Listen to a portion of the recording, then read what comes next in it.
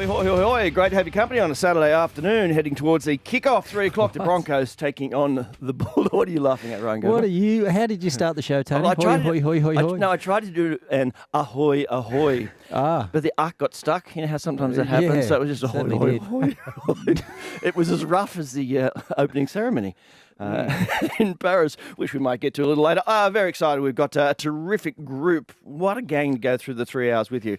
My name is Tony Squires. Ryan Girdler's here, Wado, and we're joined by Phil Buzz Rothfield. G'day, mate. How are you? Very well. Welcome to the show. Yeah, first start on Triple M. Yeah, exactly. I'd nearly be the oldest debutante ever on FM radio. like this isn't 2GB. No. This is, where the demographic is my sort of age. Yeah, I know, but you've got an appeal that crosses You all reckon? ages. Oh, absolutely. That'd be debated. That'd be debated. It will be on. It's great to be here, though, boys. This is one of the best Super Saturdays I can recall. 3 massive games with finals, contenders, and, it'll be terrific. Yeah, there's the Broncos, Bulldogs, that we said, then it's the Cowboys and the Sharkies, and that Roosters and the Sea Eagles. Wado? Tone off to an absolute flyer this morning, you. So it's good to see you out of the gates nice and early. It was a good morning for me down in the Shire. I had my young blokes play footy in the rain. They always get that little bit extra excited when the rain's out. So he had fun. It's covered in mud. They don't actually keep score anymore at that age, which is kind of disappointing. But from my eye, they won. Okay. So as a father, do you secretly keep score, and when you in the car on the way home, you say you he's lost? Just started tackling, and he's still a little bit afraid to go into the tackle. He's only 6. He's playing in the 7s because you can't play tackle in the 6s. But he's still a little bit nervous going in the tackles. So just trying to get him through that that little phase he's in. But yeah, he loves it. He has fun.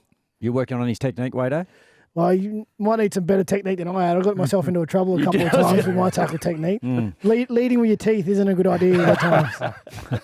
Love. Did any of you see the opening ceremony? Obviously, this is a rugby league program, but it is, I guess, the sporting event that is in front of everybody's mind. The Paris Olympic Games, 4-hour and over 4-hour marathon along the River Seine. There it was. I think the highlight, obviously, was the hanging of the Olympic flag upside down. What time was this on, Tony? I think it kicked off around 3-ish. Yeah, I'm just keeping my 3 o'clock alarm for some medals, not opening ceremonies. So, look, I didn't catch it. Mm-hmm. I saw some of the highlights, Tone, on socials. Looked like there was a blue Smurf involved. Yeah. There was a decapitated person there somewhere. The French bearded guillotine. lady. I think the guillotine and the head, it only went out of law like in the 90s, I think.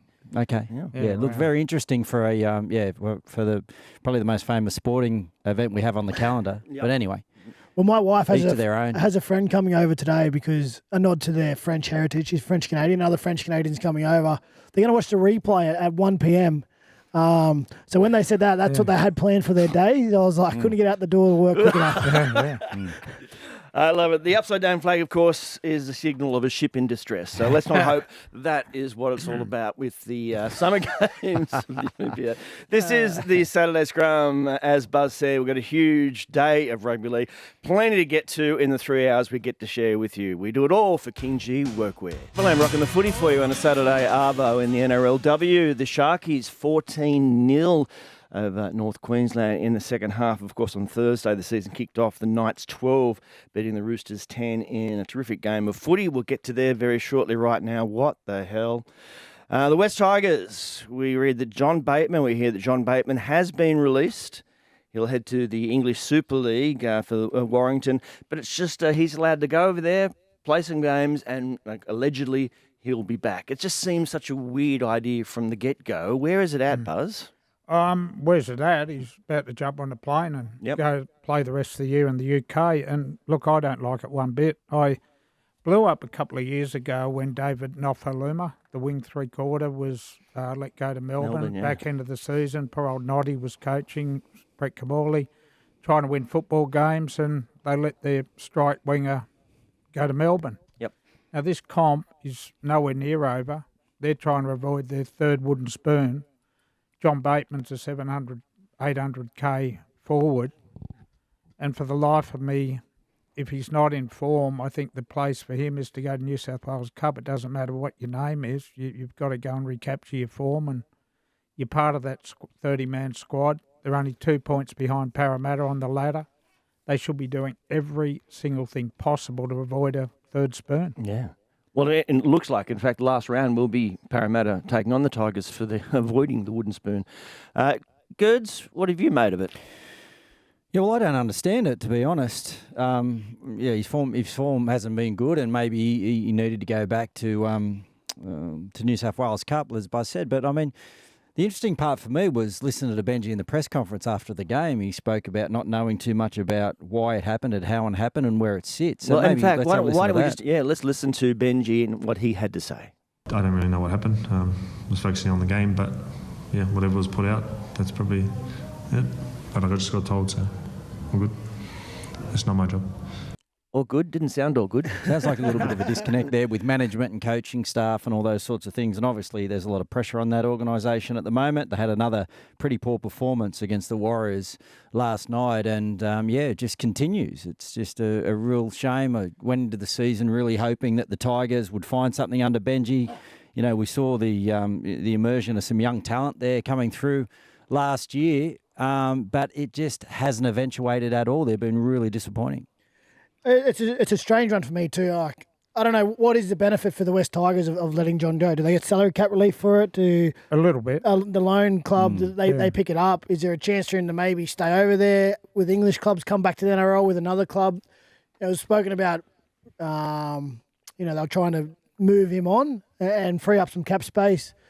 But, yeah, it's bizarre how it's happened and Benji's response. There's no doubt, there's been chat about some friction between Johnny Bateman and Benji with the way Benji's managed the senior players versus the junior players. And there's always going to be a difference with how you manage those senior guys and the young guys because the expectations on the different roles are just different because of that experience. So I find it odd the way it's happened. But again, are we surprised? We seem to be talking about an odd thing happening at the Tigers every week. Like the way they've handled the young prop and his negotiations has been completely strange. His contract to start with was strange, and that they need to tidy up that back room if they want to start making inroads on the field because if there's no cohesion there, and if Benji hasn't been told, can that be real? Can that be real? It can't be real. And if it is, it's embarrassing. If he hasn't been told of something happening, it's been released while he's coaching the team.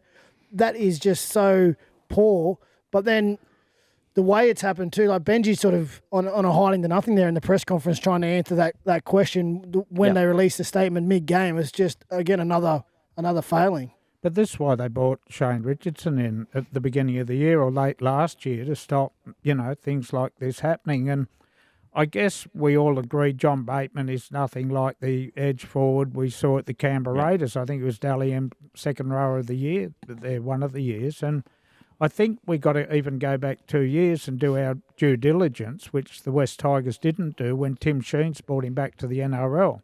Now, at that time, he was under contract to Wigan, but Wigan were really, really happy to hand him straight over.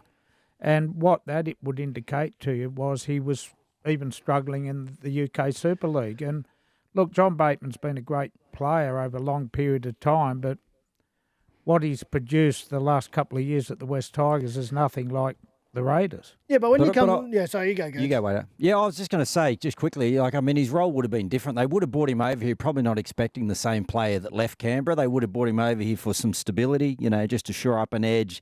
A lot of young guys in their roster, just trying to bring them through. And I think that would have been his role under Tim Sheens, and obviously with Benji coming in and the breakdown of communication between the two just flared up. We saw 2 weeks ago Robbie Farah also announced that he'd be leaving at the back end of the year. So as Wado said, unless they start just getting a little bit more cohesive, they're not gonna start making up ground on the other sides in the competition that are just so much more professionally run. Yeah, you took the words out of my mouth, Gerds. I think when you become that senior player, it's not necessarily just about the output on the field. It's about what you do around the training, how you bring those younger guys on it, and it's that experience.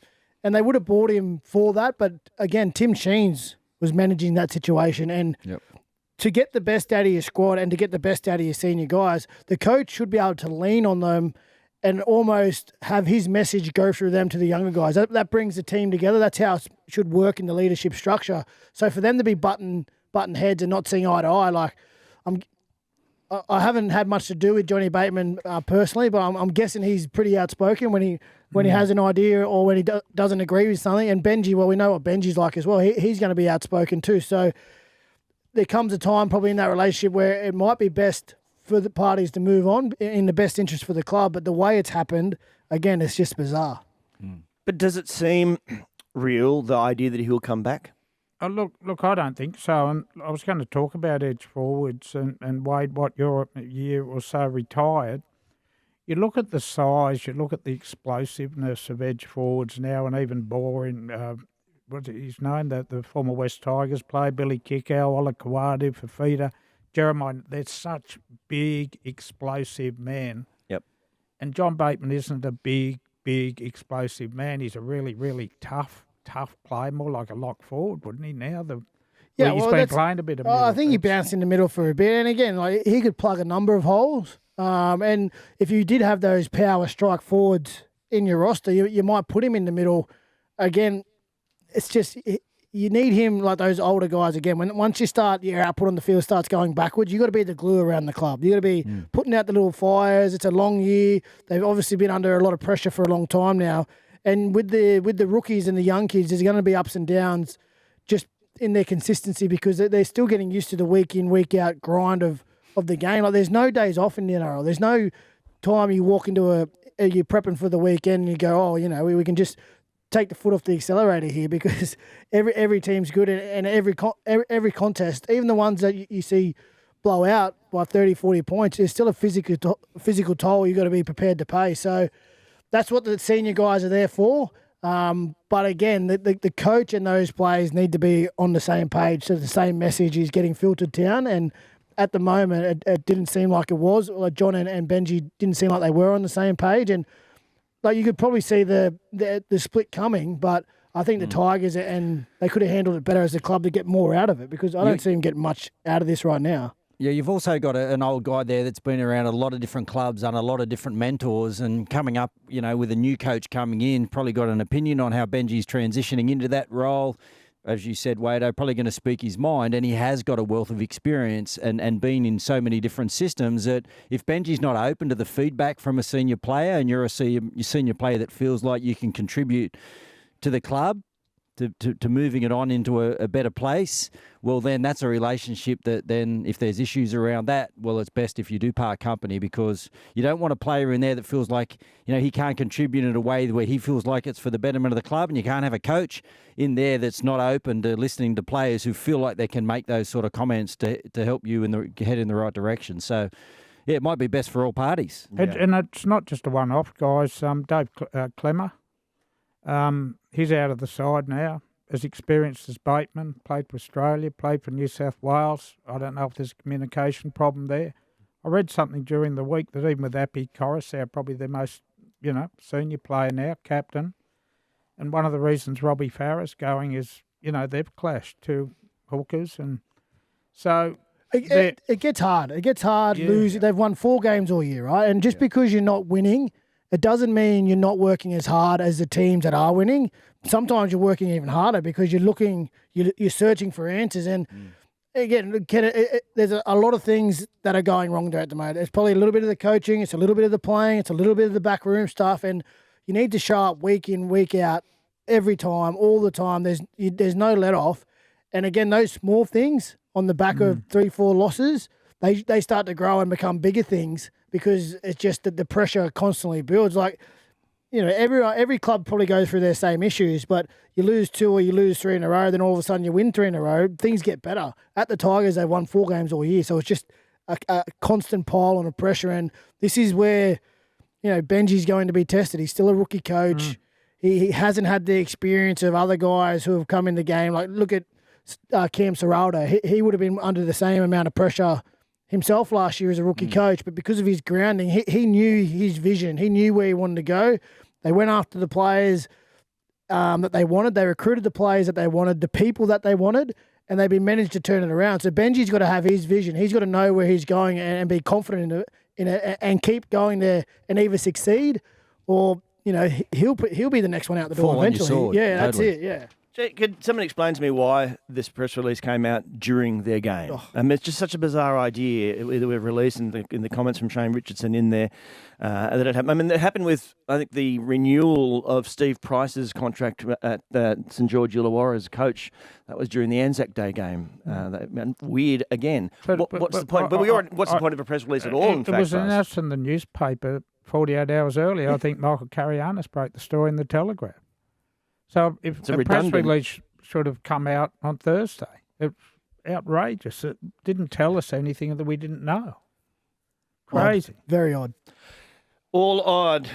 So not a lot of joy for Tigers fans as we speak, as Buzz said. They have a wooden spoon to try to avoid over the closing rounds of the season. This is the Saturday Scrum. We do it for King G Workwear. Ryan Girdler, Wade Graham, Buzz Rothfield, Tony Squires with you on this Saturday afternoon. As we speak, the Melbourne Storm sits 6 points clear at the top of the NRL ladder. Of course, the Panthers have the chance when they play the Dragons tomorrow to make up a couple of those points, but it's been a remarkable season for them. It continued not with their most dominating performance of the year, but they got through the Eels 32 points to 14.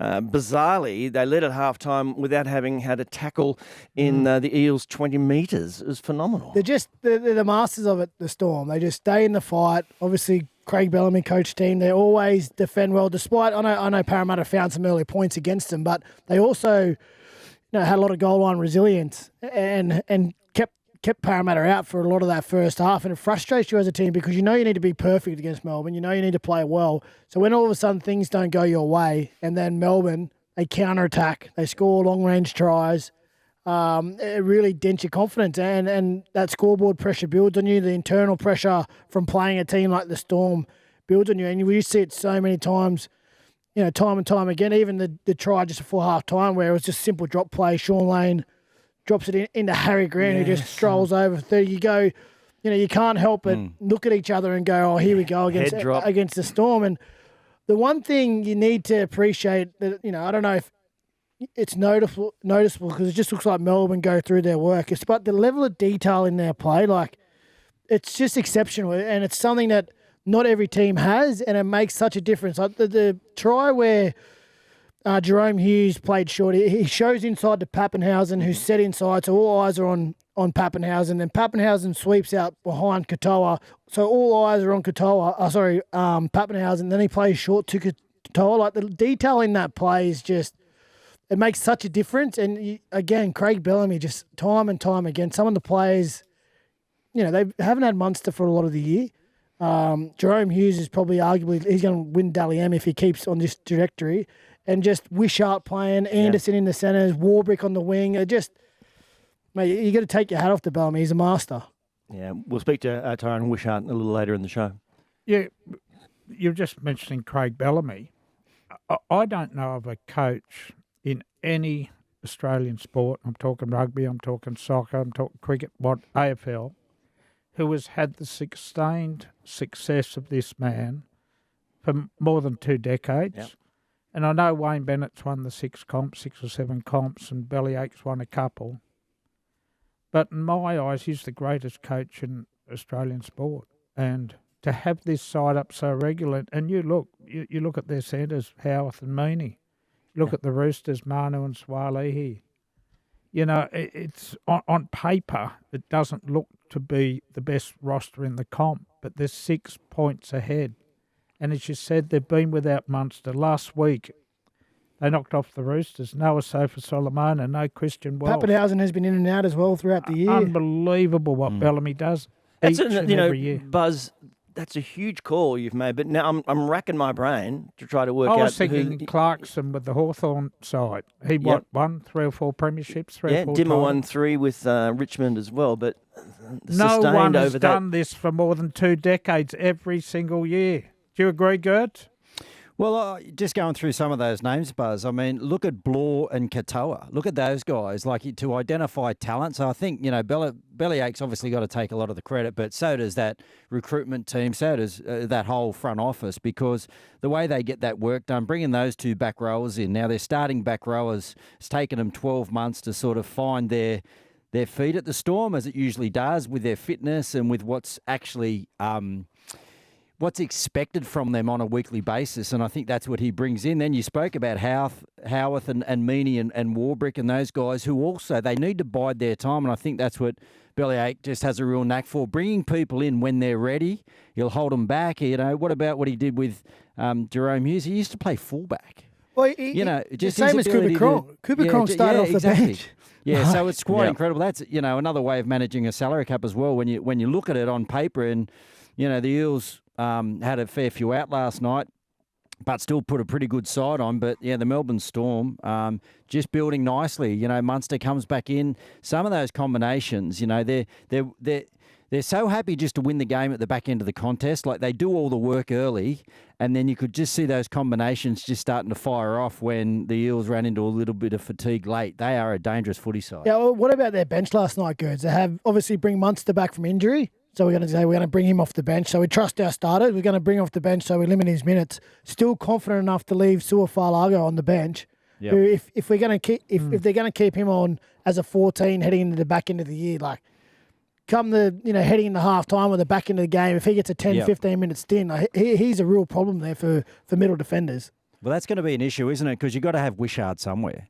And when Munster comes back in, Wishart, you'd think, could go to the bench because he can play pretty much any position. What a season he's having. So I don't know if you're going to be able to keep Sewer on there. 133353.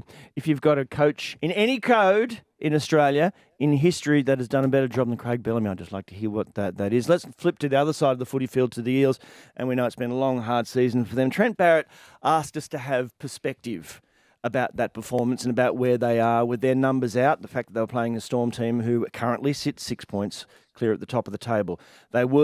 They turned up, they played footy, their heads dropped obviously when those long-range tries, when they were attacking, and it went the other way. Where do you understand that notion of, be compassionate, this is a team that's, absolutely busted with injury and still having a crack? Well, I think they were up for the game. It was Clint Gustafson's 200th game for Parramatta, and he's their captain. He's been their captain for a long time. So there's no doubt the boys would have wanted to play well for him and at least, put a decent effort in. And they did control all the field position, and a lot of the possession in the first half. And they found those early points. I just think when it came to the crunch and they felt like they were searching for points, without Mitch Moses and Dylan Brown and Arcee as his halves partner, they were just very lateral. They were trying to shift, in the midfield, and Melbourne Storm defence would just eat that up. They work so hard from the inside. If you try and shift around them, they'll just use the sideline, and it ends up becoming quite frustrating. And when Parramatta are at their best with Mitch Moses, they play really square and direct. He takes short sides, but they penetrate through Paulo and RCG, their back rolls, and they play that second phase football, which brings Moses and Dylan Brown's running game into it. And at the moment, without that, without Mitch in there and without that extra punch that we have known from them for so many years, I think they're struggling with their identity a little bit. The way they play, the way they build their game, particularly with the ball, and then that puts pressure on your defence as well. So, it's hard not to look to the future now with Jason Rolls coming in and what sort of influence he's going to have on that team. And I think if they're in that squad, they're always going to go out and have, personal pride in your own performance. And there's a level of expectation if you go out on that field as a professional that you need to live up to for yourself, not for anyone else, but for yourself. If you're going to put a jersey on, you need to go out there and play at a standard. But there's no doubt that they're looking for next year already. It's a really interesting one because Jason Rolls has already revealed that Trent Barrett or even Trent Elkin on their high-performance staff, he's starting again with his entire coaching staff. But I was going to ask you guys, there's also talk about Clint Gutherson and just a magnificent player and contributor for the Eels for such a long period of time. But this year, Mitchell Moses really grown up in the Origin arena, and there's speculation maybe they do need a change in leadership. And is that too tough on Gutho to even suggest that Mitch Moses should take over? Well, I don't think so. I think Rolsey's done a pretty good job so far, Buzz. I mean, you're coming in for a couple of weeks and you can just see the influence he's had. Like, he's made some pretty tough calls, that being one of them. He's also, there's been a few names come out that he's thinking about, changing their style, moving some players on. And I think he got a bit of a reaction last night. You saw the effort from Dylan Brown. It was the best game he's played in a while. I think they're very similar in the forwards. When you look at the little bit of success they had in that first half, it was all on the back of their offloads, right? Like that's what they do as a footy side. When they're playing well, they're running hard, they're offloading. And you got Madison and Cartwright and Lane, very similar players. Gillard the same, they like to turn and offload. So, when they don't have Moses there and Gutho's just lost a couple of yards of pace, unfortunately, just to take advantage of those offloads in and around the middle third of the field.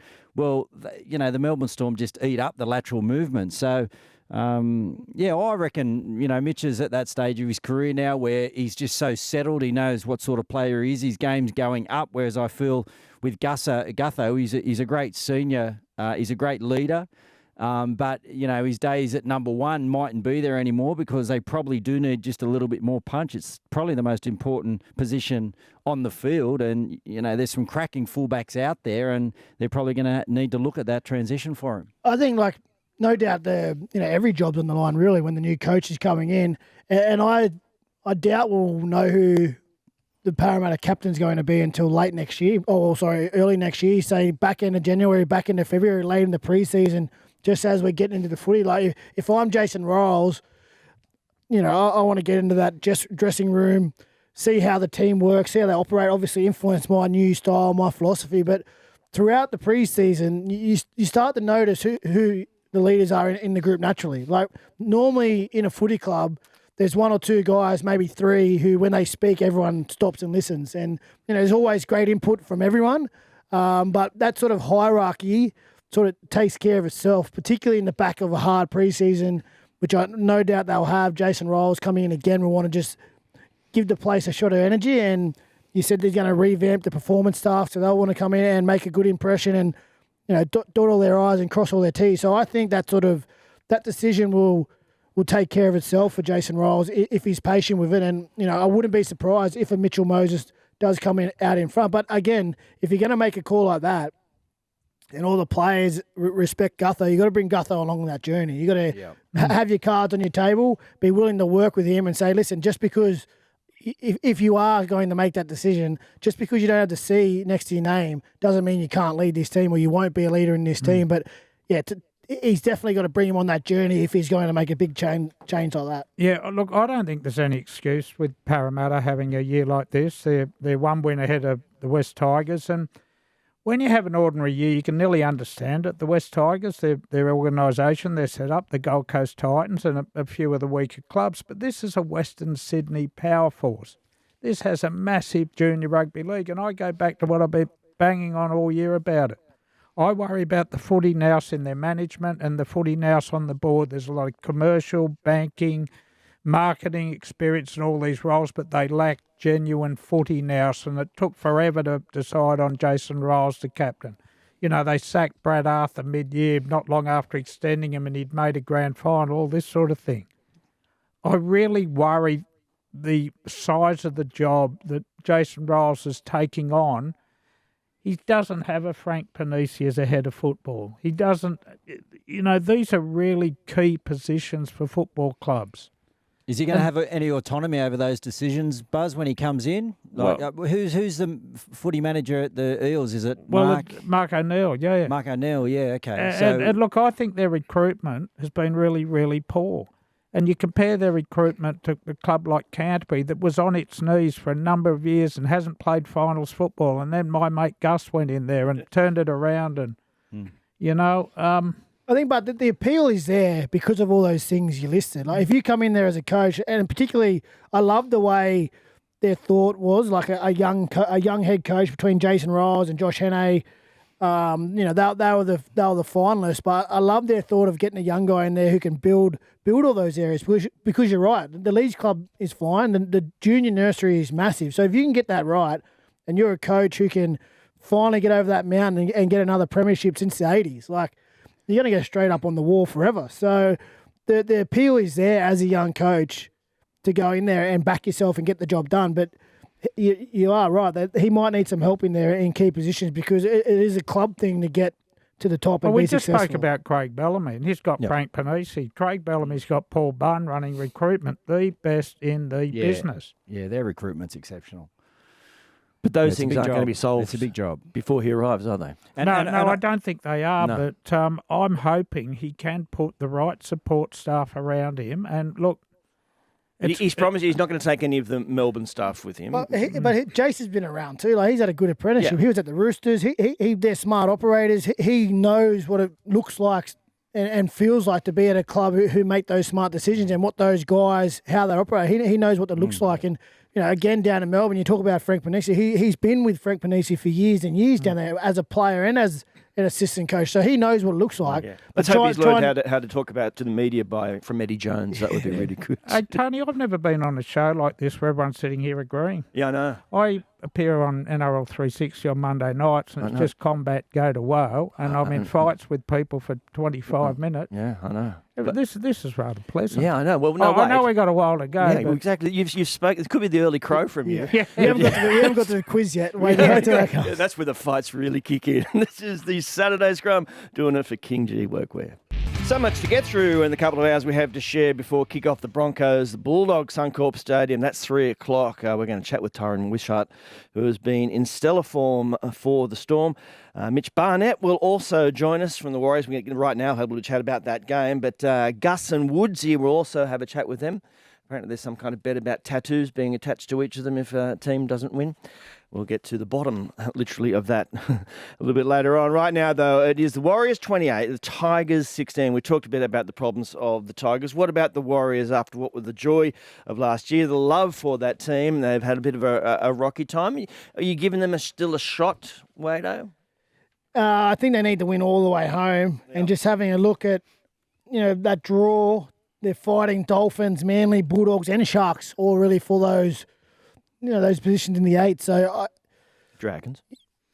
Well, I think Dragons will make it. I was speaking to Shane Flanagan yesterday, and he was.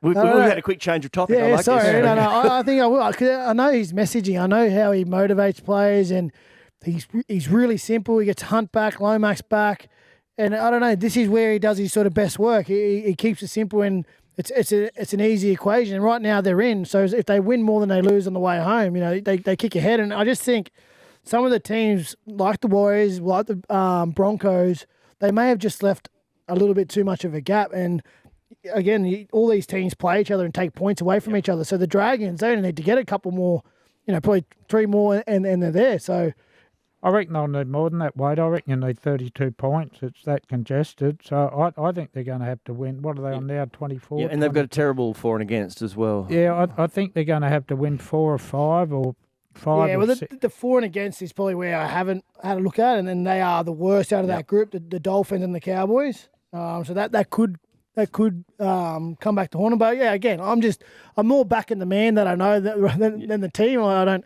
really. You're not talking about me now, are you? You're talking about Flano. Yeah, Flano. Talking about Flano. What he's done with that football side, who Manny tipped to run last, he's out of this world, off the charts improvement, and particularly the winger, Zac Lomax. Yeah, you reckon Zac said thanks yet?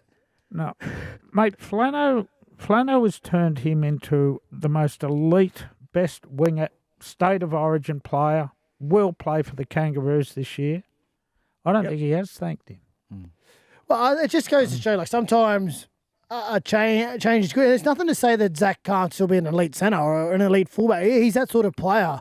But it's a good lesson for any young player, right? If you just have a little bit of patience, build your game off a couple of simple things, like simple effort areas, and that's all Zac Lomax was doing at the start of the year. He was carrying hard out of the backfield. Number one job, when you get the ball out of the backfield as a winger, you carry hard. That's what Flano would have been saying to him. Carry hard out of the backfield, job number 1. Job number 2, kick chase as hard as you can. Contest. Sprint down there, and if you've got an opportunity to get up in the air, get after it. If you're not down there fast enough, make the tackle. So he built his game of carrying hard out of the backfield and kick chasing, and now once you get those little pillars and the basics right, the other stuff, the flick pass, the contest up in the air where he takes the specky and comes down over the top, your natural talent comes, in those opportunities because you're doing all the right things and you're building off the basics in your game. And, I said it jokingly that Zac should thank Flano, but, he should, but Zac's going to take a lot of credit too because he applied himself. He applied himself and, he wore his bruises. He copped a little bit of criticism with how it happened at the start and the chat about wanting to leave the Dragons to Parramatta. But, you know, he put his head down. He worked hard. He applied himself. He went out there and he played. And like you said, he's going to play for Australia on the wing if he's not injured. My point is he does not play State of Origin as a centre. No there's way. Crichton, there's Best, there's Turbo, there's Latrell, yep. there's Staggs. Doesn't play for New South Wales or Australia in the centres. Dead right. I think another good message to come out of that, boys, was you don't always know what's the best thing for you.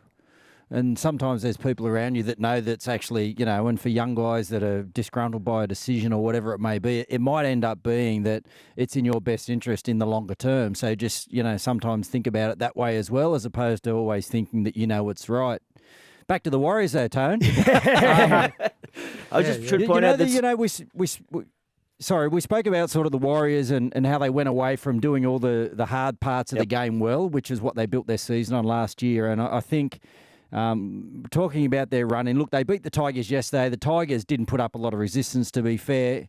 The Warriors, they lost that close game against the Raiders. They lost that close game against the Bulldogs, and that's the issue for them. They're going to come up against sides that are a lot better than the West Tigers, and the Warriors just haven't found a way to be uncomfortable for long periods enough to win those style of games. And so, therefore, yeah, I think, unfortunately, I love the Wars. I love their journey last year. I love Roger coming back, and I actually thought they were in for a really good season, but I think they'll learn a lot of lessons this year because they'll probably tumble out before the finals and they'll go back and look at what they did the year before. They might have had a little bit of arrogance coming into that preseason, might not have worked as hard as what they had the year before. And I think young coach will have learned a lot from this year, starting to get him back now, you know, starting to do the things that were really successful for him last year. But it's just a little bit too late. All the good sides that are building now, that's what the season's about. It's about, you know, putting games in the bank, winning different ways and getting to that back end of the season to lay down your best cards on the table. And unfortunately, the Warriors just haven't been building well enough. You guys know better than me, but the big difference is Sean Johnson, who was run down on the post for the Dally M Award by Ponga last year, and they're starting halves this year with Johnson and Metcalf. And both of them haven't been there for a considerable amount of time. Their halves are going okay, particularly Tamare Martin. He's had 18 tries. Yeah. That's unbelievable. But wouldn't they have prepared most of the off-season with Johnson Metcalf? It's like an attitude thing though, Buzz. Yeah. You know, you look at their goal line defence, you look at their, you know, they compound the errors. They went back to their Warriors. They fell into some really bad habits that they got out of their game last year. And I know that they've had some significant players on the sidelines, but just the way they go about their game. And we're going to talk to Mitch Barnett later, which is going to be good to have that chat with him to see what if he's noticed kind of the difference in them. But yeah, it feels to me, Wado, like it's more of an attitude than anything else. Yeah, and it's they're just, you know, their execution and how their playing style. Like last year, we played a game over in New Zealand, and they got out to an early lead. They scored some points on us, which is fine. Like, that happens sometimes in a game. You start off and you're on the back foot and you don't have that momentum, but you sort of know within that game you're going to get an opportunity, or the team will give you an opportunity by making a mistake or by being undisciplined, and you know you'll get your turn eventually. But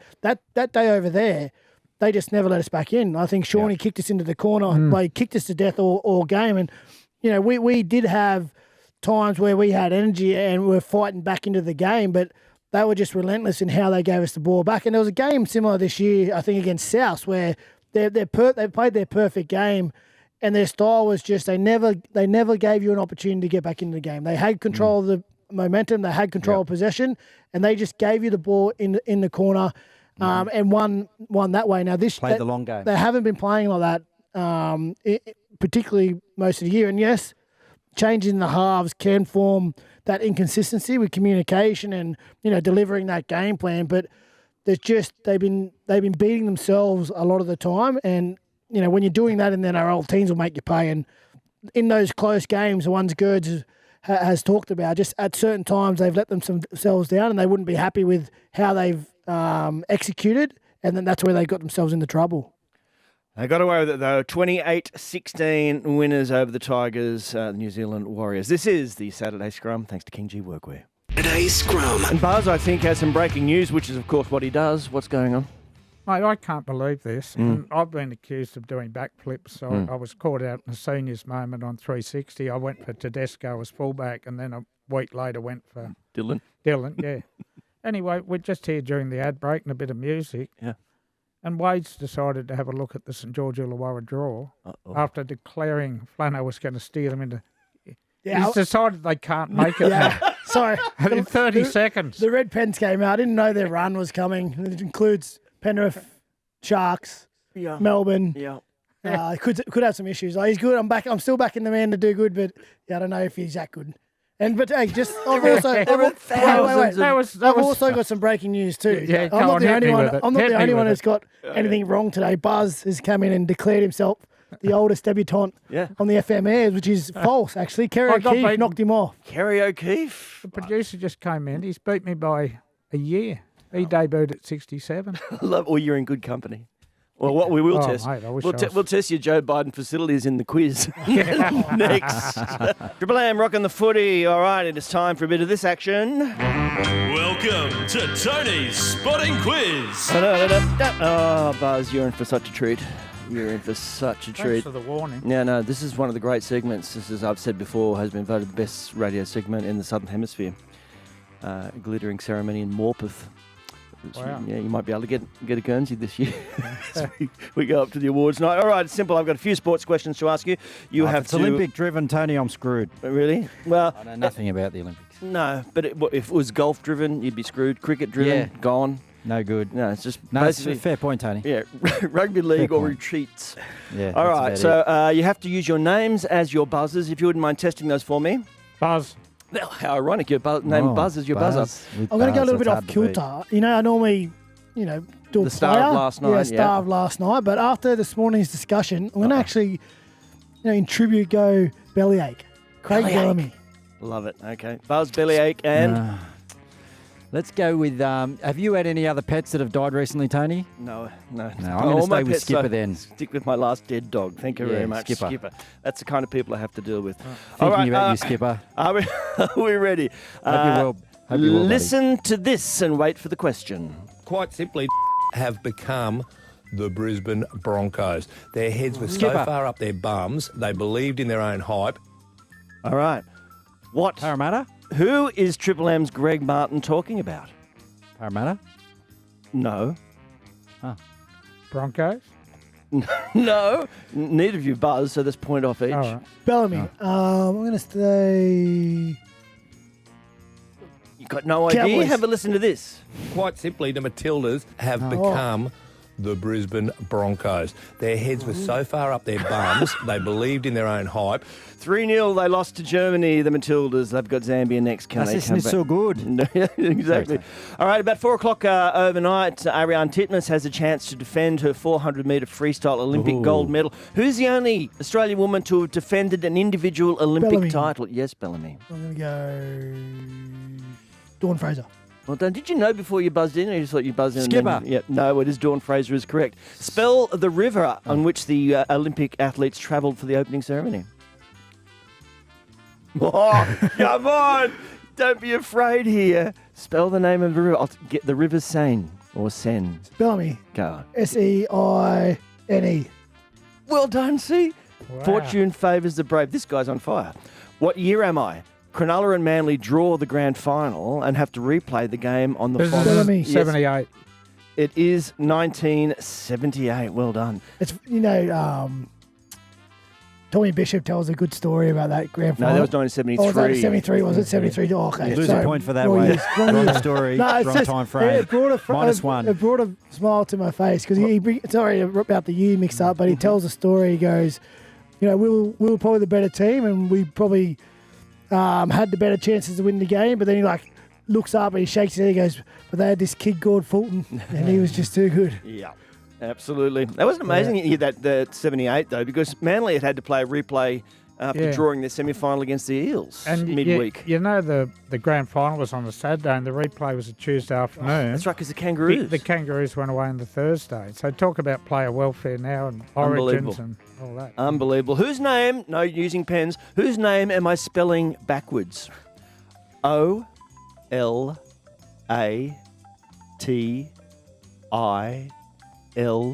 Skipper. Yes, Buzz. Olaquata? Oh, Mulatalo. Yes, it is Mulatalo. It is Ronaldo Mulatalo. What was the late, great David Morrow's nickname? Yes, Buzz. Thirsty is absolutely correct, mate. You're He giving rests- preference to I the am. old guy, the new guy. Yeah, the new. Yeah, Yeah, every not the time old he guy. makes a Mate, noise, you're going to him, Tony. They were giving me nothing. Kidding me? And finally, who won the Hungarian Grand Prix? Bellyache. Yes, Billy. Is it, how do you say his name? Pisari? Oscar Piastri. There you go. I'll Piastri. give you Close. a half a point for that. I'm going to Is he go the guy with one Buzz leg? Rothfield. You've won on debut. Congratulations. Thank you. You're only 4 points behind